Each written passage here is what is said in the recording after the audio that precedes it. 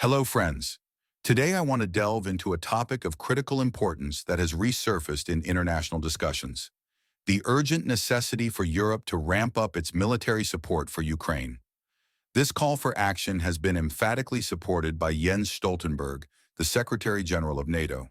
He recently participated in a significant event hosted by the German Marshall Fund, where he reflected on the numerous challenges Europe has faced over the last decade. In his speech, he highlighted the vital role that enhanced military assistance plays in not only supporting Ukraine, but also in ensuring the long-term stability of the entire European region. Stoltenberg argues that the provision of additional arms to Ukraine is fundamental to sending a clear and unequivocal message to President Vladimir Putin. His attempts to achieve territorial gains through military force will not be successful.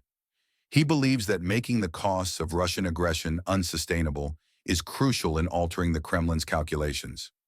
If we supply more weapons to Ukraine, we increase the chances that Putin will realize he cannot achieve what he wants through violence, Stoltenberg stated.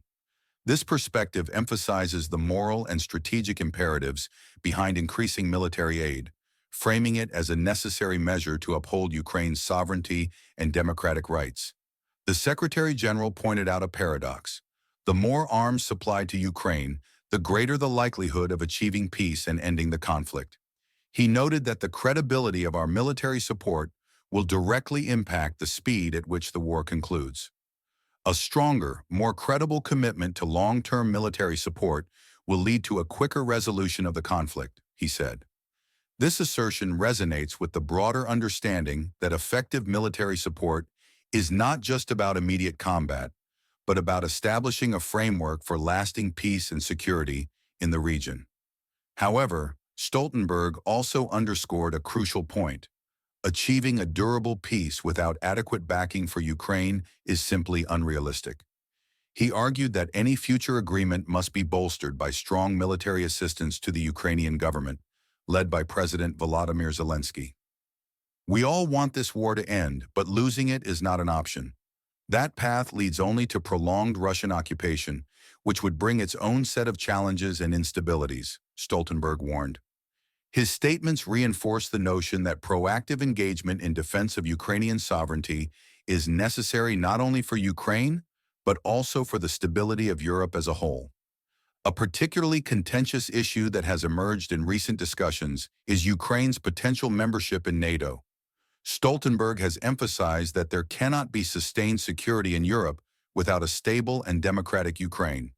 He asserted that the door to NATO is open and that Ukraine will eventually join the alliance.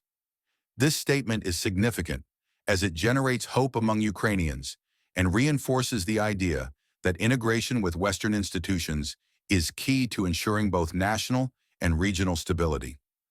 The notion of NATO membership has long been a topic of debate, and Stoltenberg's comments reflect a shift toward a more inclusive perspective on Ukraine's future. On the matter of military strategy, Stoltenberg has defended the idea that allowing Kiev to launch long-range missile attacks into Russian territory should not be considered a red line that could provoke an escalation of the conflict. His stance aims to provide Ukraine with the flexibility to target military assets that are contributing to the war effort against them. However, this position has elicited strong reactions from Moscow.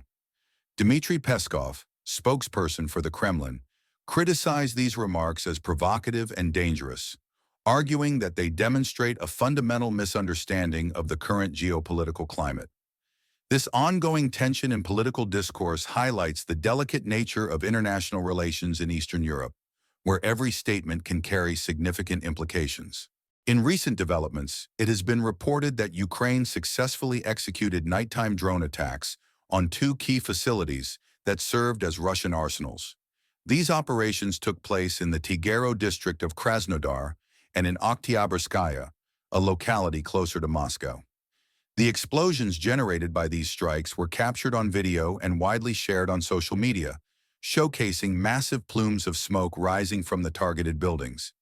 This marks a significant escalation in Ukraine's operational capabilities, as it demonstrates their ability to strike deep into Russian territory, thus altering the dynamics of the conflict.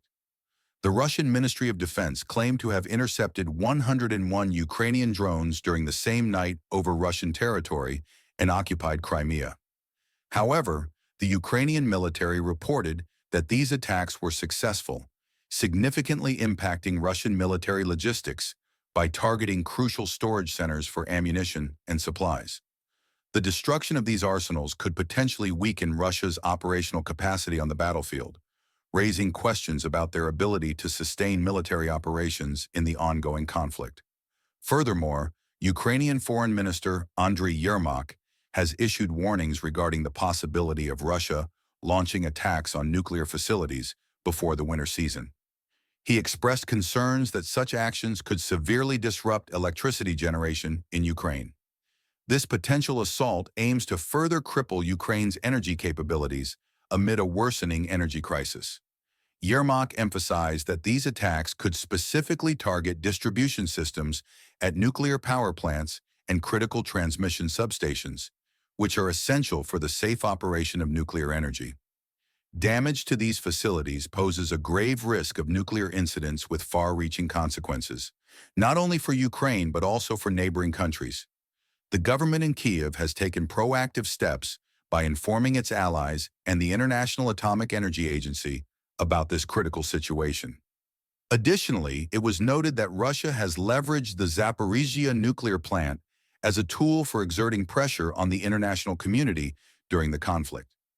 Throughout the summer, Russian assaults on Ukraine's energy infrastructure have led to systematic power outages, and there are fears that the situation will deteriorate further with the onset of winter.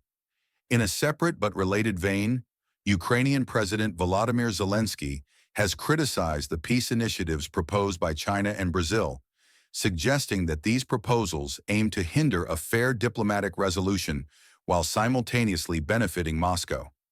Zelensky pointed out that since Ukraine presented its own peace formula, vague and poorly defined proposals from China and Brazil have emerged, which he considers lacking in substance and clarity. He vehemently opposed the idea of a Minsk III agreement between Russia and Ukraine, arguing that such arrangements would merely delay the inevitable return of conflict in the future. Instead, he advocates for a victory plan as the pathway to a lasting resolution of the conflict. This victory plan encompasses specific actions that must be undertaken by Ukraine's strategic allies to bolster the country's defense and enhance its military capabilities. President Zelensky is scheduled to present this plan to U.S. President Joe Biden and presidential candidates Kamala Harris and Donald Trump next week during his participation in the United Nations General Assembly in New York. The international visibility of this meeting is critical for reinforcing Ukraine's position and ensuring the necessary support in these challenging times.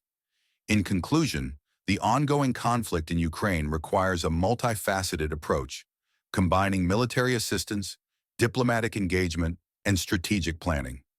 It is crucial for the international community to recognize the significance of supporting Ukraine, not only as a means of defending its sovereignty, but also as a strategy for ensuring regional stability. The discussions surrounding military aid, NATO membership, and energy security will shape the future of Ukraine and its relationship with Europe. As I share this information, I encourage you to leave your comments and perspectives, as your opinions are invaluable to fostering dialogue on these pressing issues.